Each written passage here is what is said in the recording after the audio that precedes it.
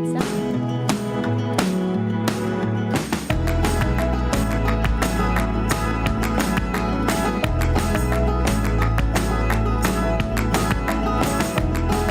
Family First today, you've all heard the saying, if you don't use it, you lose it. Well, research shows that 2 months of reading skills and 2.5 months of math skills are lost over a single summer. So what can we as parents do to help prevent the summer brain drain? Joining us right now to talk about this is Russel and Dr. Patrice Farquharson.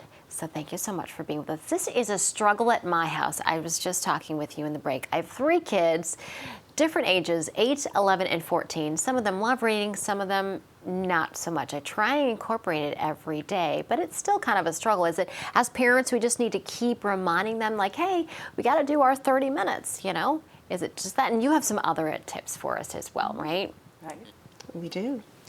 So what do you think? Should I just keep encouraging them? Just, you know, sort of nail it home every day? We got to read. We don't want to lose our skills. Well, yes and no. Because I think you want to try to make it just an intrinsic part of the day, something that you're doing naturally all the time, and you want to model it yourself. So rather than saying you've got to do your 30 minutes, where it seems like something that they have to do, which kind of turns into something they don't want to do, instead you want to take that approach of making it an appealing, fun thing to do, something that you enjoy yourself. So for instance, the public libraries, wonderful resources, and no reason for anyone in Connecticut to be without books. So as a parent, you want to take the time, find out what's going on in your local libraries, take advantage of the programming there, but also make the time when you go and bring your children to spend time with them, just kind of leisurely looking at books. If you know what their interests are, guide them to find books there, talk to the children's librarians also to get some help with that.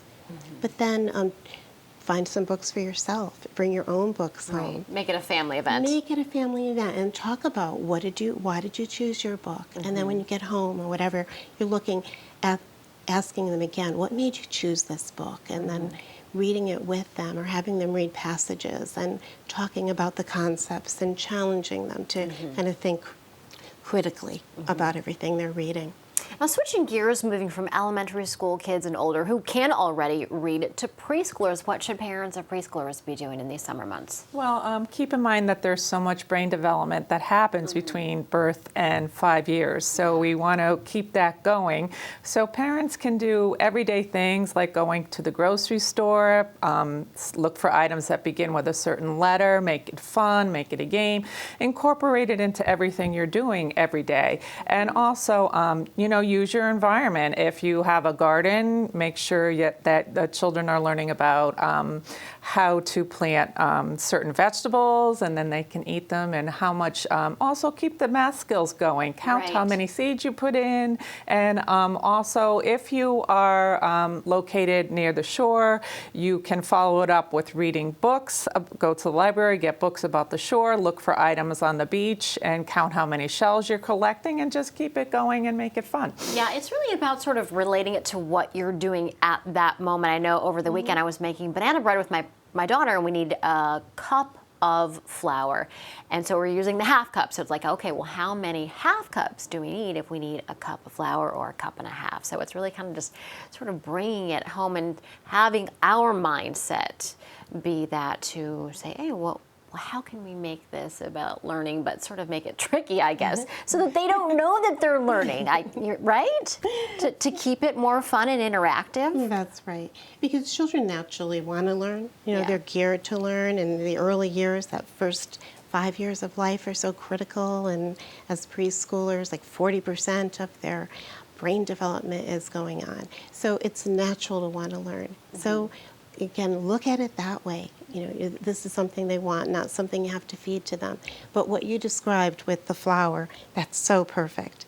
It sounds like you're doing the right thing. Do the measurements. Do the measurements. And when I was talking about the library and books, I didn't want to not emphasize that just everyday reading the recipes, having them think about with the gardening and the shopping about food, what's nutritious food and how they can prepare it, and then the math and science of doing it. How long is it going to be cooking, and what temperatures are you using? all of those things, just a natural part.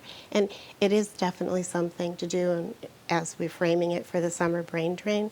But these things are things that parents can and really should be doing all the time. Right. Yeah. Well, Yeah. thank you very much for being with us and helping us get through these summer months. We've got some online resources, and we're going to have those on our website. Some suggestions from the both of you as well. I believe one was ABC Mousepad. ABC Mouse. ABC Mouse. We'll make sure that we have that information on our website and on our news app as well. Thanks so much. Wonderful. Appreciate Thank it. you. Thank All you. right. Thank you.